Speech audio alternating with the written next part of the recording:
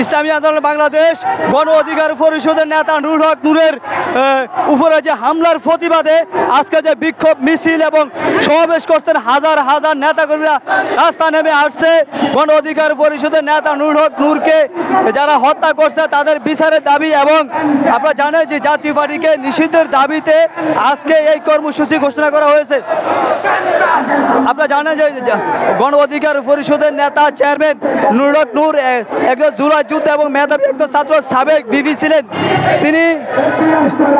তার রাজনৈতিক প্রথম থেকে শুরু করে তিনি পেশিবাদ বিরোধী এবং আওয়ামী লীগের বিরুদ্ধে সবসময় তিনি লড়ে আসছেন এবং তিনি প্রতিবাদ করে আসছেন, কিন্তু তার উপরে হামলা কখনো মেনে নিতে পারে নাই কাজী ইসলামী বাংলাদেশ সহকারে ঢাকার রাজপথ এবং উত্তাল হয়ে পড়ছে, যেখানে জাতীয় পার্টি নিষিদ্ধ হওয়ার কথা আওয়ামী লীগের সাথে সাথে, কিন্তু জাতীয় পার্টিকে এখনো নিষিদ্ধ করা হয়নি। সেটার প্রতিবাদে আজকের এই বিক্ষোভ মিছিল এবং সমাবেশ।